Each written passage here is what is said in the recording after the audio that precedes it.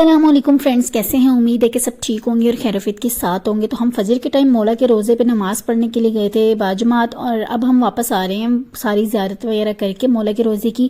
تو راستے میں بچے اسکول جا رہے تھے، شاید بیگز اٹھائے ہوئے تھے تو اسکول ہی جا رہے ہوں گے۔ اس کے بعد ہم لوگوں نے آج جانا تھا زیارت کے لیے، وادی اسلام نکلنا تھا، جو کہ مولا کے روزے کے پیچھے والی سائڈ پہ ہی ہے، دنیا کا سب سے بڑا قبرستان آئی تھنک اس کو کہتے ہیں۔ تو وہاں پہ انبیاء علیہ السلام کی بھی قبریں ہیں سنا ہے میں نے، اور دو اماموں کی، ہمارے امام جعفر صادق علیہ السلام اور امام جو امام زمانہ علیہ السلام کی بھی مقام ہے وہاں پہ، تو ان کی زیارت کے لیے بھی ہم لوگ جائیں گے۔ اور نکلتے ہیں جس بھی زیارت کے لیے جانا ہوتا ہے، ہم نے مطلب کہ قافلے کی صورت میں ہی جانا ہوتا ہے، ساتھ میں نوحہ خوان ہوتے ہیں اور نوحہ پڑھتے جاتے ہیں، اور بڑا سکون کے ساتھ ہم لوگ کسی بھی زیارت پہ جاتے ہیں۔ تو ہم لوگ یہاں پہ وادی اسلام کے لیے نکلے تھے آج۔ یہاں پہ ہم پہلے جو سب سے پہلا مقام آئے گا، مقام میں جس کی سب سے پہلے قبر آئے گی وہ حضرت حود علیہ السلام اور صالح علیہ السلام کی قبر مبارک ہے۔ وہاں پہ ہم لوگ زیارت کے لیے جائیں گے، وہاں پہ 2 نفل پڑھیں گے، ان کے حود علیہ السلام کے اور صالح علیہ السلام کے۔ تو اس کے بعد ہم آگے جتنی بھی زیارات ہوں گی وہ کریں گے، اور یہاں سے ہم لوگ اندر انٹر ہوں گے حود اور صالح علیہ السلام کی قبر مبارک پہ جب جائیں گے تو یہاں سے انٹر ہوں گے، اور شوز وغیرہ ہم لوگ باہر ہی اتار دیں گے، اور تاکہ ہم لوگ 2 نفل جو ہیں وہ نماز ان کو ہدیہ پیش کریں گے، اور پھر آگے جتنی بھی زیارات ہوگی اس کے لیے ہم لوگ جائیں گے۔ تو یہاں سے ہم لوگ انٹر ہو کے اندر بیٹھنے کی جگہ ہوگی، وہ تھوڑی دیر ہمیں مجلس میں کچھ باتیں بھی شیئر کریں گے، کچھ ان کے بارے میں بتائیں گے بھی کہ کیا کیا مطلب کہ ہوا تھا، تو وہ مجلس بھی پڑھائیں گے۔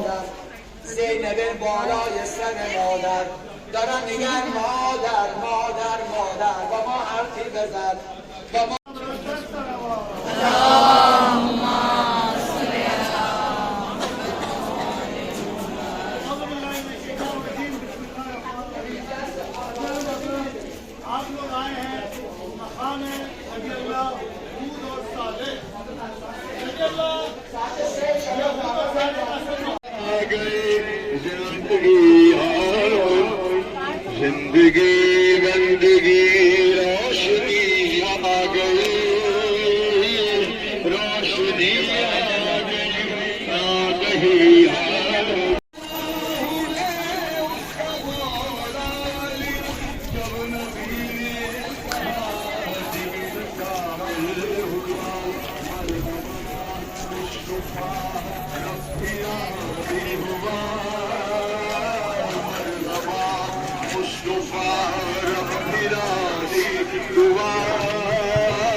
وہ جو آنا کی آیت وہی آ گئی۔ تو جو لوگ اندر قبروں سے الگ کے جانا پڑے گا، اوپر نیچے اوپر چبوترے پہ چڑھنا اترنا، تو قبرستان جیسا ہوتا ہے ویسے ہی ہے۔ تو کچھ لوگ جو صحیح ہیں جو جا سکتے ہیں تو وہ ادھر قاضی صاحب کے چلے ہیں، باقی لوگوں کو لے کے مونس بھائی جو ہے وہ یہ دلاور بھائی وہاں چل جا رہے ہیں، مقام امام زمانہ امام صادق۔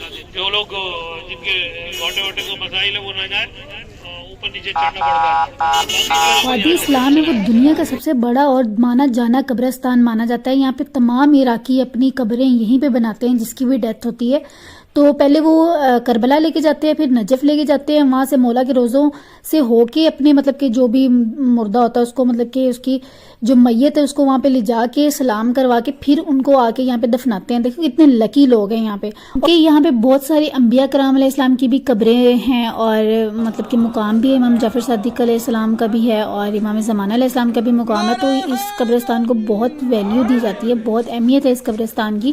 تو آگے جا کے ہم لوگ آپ کے ساتھ مطلب کہ سلمان بھی بتائیں گے آپ کو اس قبرستان کی ہسٹری تھوڑی سی، کہ اس کی کیا ہسٹری ہے، تو وہ میں آپ کے ساتھ آگے شیئر کرتی ہوں۔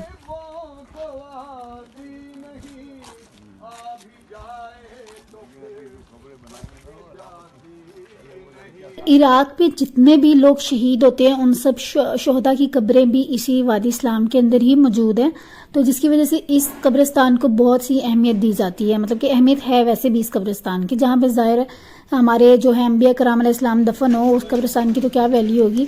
تو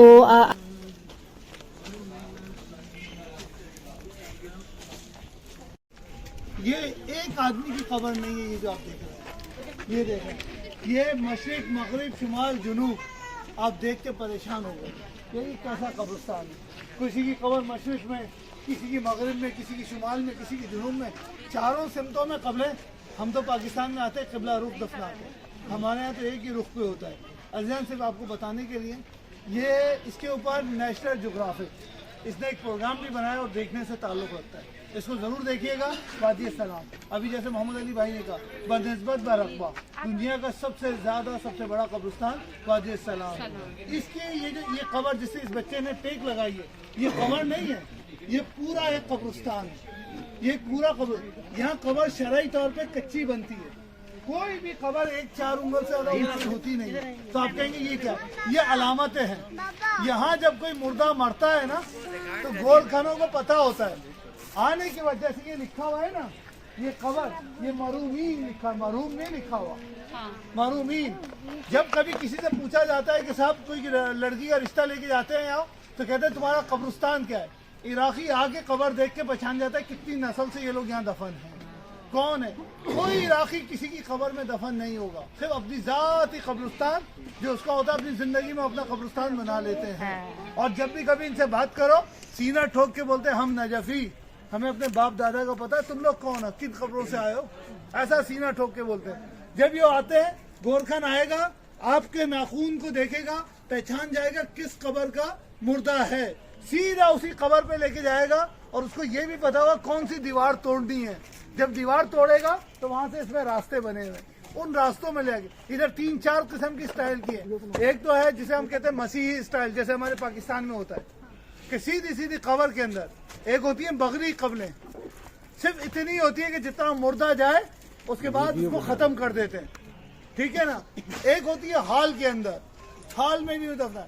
ये सारे तरीके अल्लाह ने बयान किए कुरान मजीद में कि मुर्दे को दफनाना है, ओपन उसको नहीं छोड़ना। तो ये सब के सब शरई तौर पे जायज़ है। तो बस इधर 2-3 स्टाइल की खबरें होंगी, शायद मुझे हो सका तो आपको दिखाऊंगा। आइए आगे की तरफ। वादी इस्लाम में जितनी भी मुकाम थे, जितनी भी कब्रें थी, उनकी ज़ियारत करने के बाद हम लोग जाएंगे मिसम तहमार के रोज़ा मुबारक पे।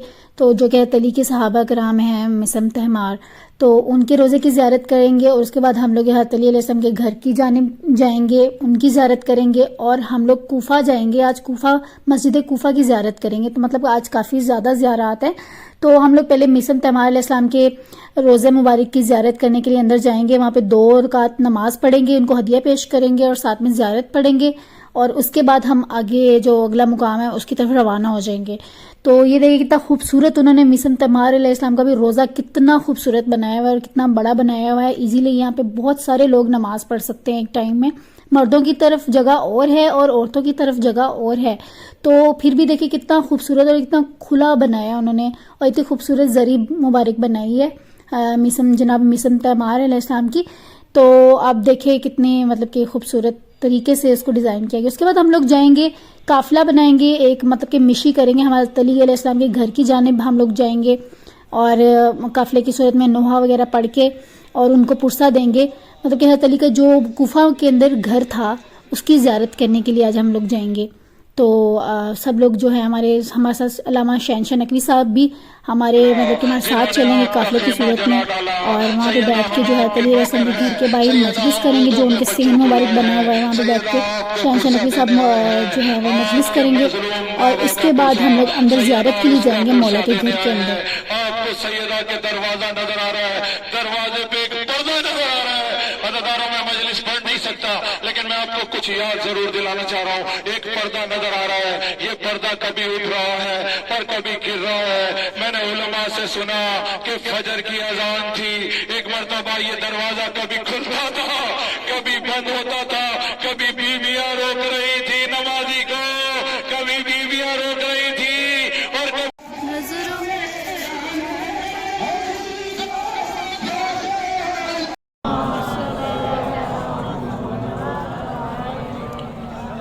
औज़ु बिल्लाहि मिनश शैतानिर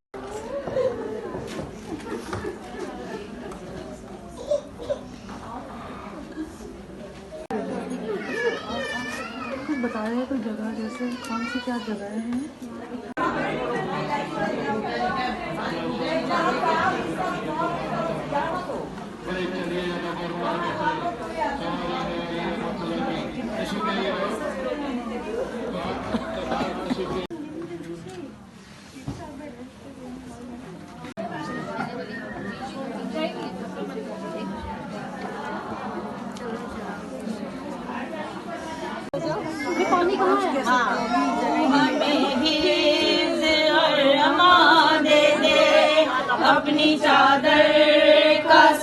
تو حضرت علی علیہ السلام کا یہ گھر مبارک میں نے آپ کو زیارت کروائی ہے، اور اس کے بعد یہاں پہ حضرت علی علیہ السلام کا جو کنواں ہے جو انہوں نے اپنے ہاتھوں سے بنایا تھا اپنے گھر کے اندر، یہ وہ والا کنواں ہے، اس کی بھی زیارت آپ لوگ کر سکتے ہیں۔ تو ماشاءاللہ بہت خوبصورت طریقے سے بنایا ہوا ہے، انہوں نے باہر سے شیشے وغیرہ لگا کے اس کو الگ جگہ کا مقام مولا کے گھر کی زیارت کرنے کے بعد اس کے بعد ہم لوگ جائیں گے مسجد کوفہ، جو کہ ساتھ ہی تھی مسجد کوفہ۔ وہاں پہ جا کے ہم لوگ جتنی بھی عبادات ہیں وہاں پہ بہت زیادہ نفل پڑھاتے ہیں، وہ عبادت وغیرہ کر کے، اور پھر ہم مسجد کوفہ کے اندر مجلس شہنشاہ نقوی صاحب پڑھائیں گے، وہ مجلس سنیں گے اور مناجات ہوگا، وہ اس کی بھی زیارت آپ کو کروائیں گے۔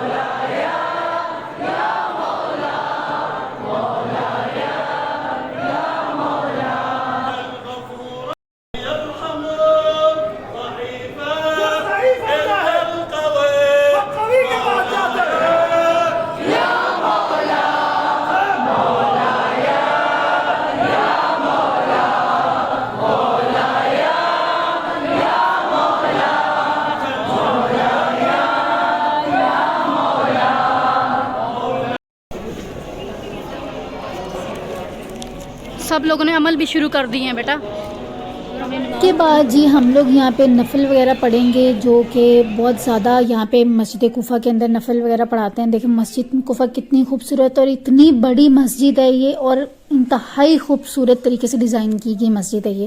مولا علی علیہ السلام کے دور کی یہ مسجد ہے، اور یہاں پہ ان کے مقام بھی بہت زیادہ ہیں، اور یہاں پہ ان کی مطلب کہ جہاں پہ بیٹھ کے عبادت اور جہاں پہ بیٹھ کے وہ خطاب کرتے تھے وہ بھی حصہ میں آپ کو ساتھ شیئر کروں گی ویڈیو کے اندر۔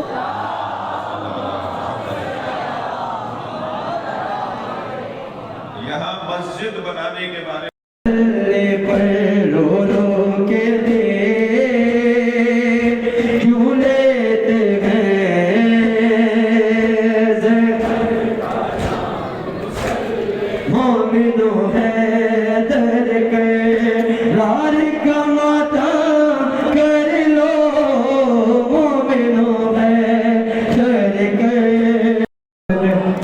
ہم نے پڑھا دی، اس کے بعد ہمارے والد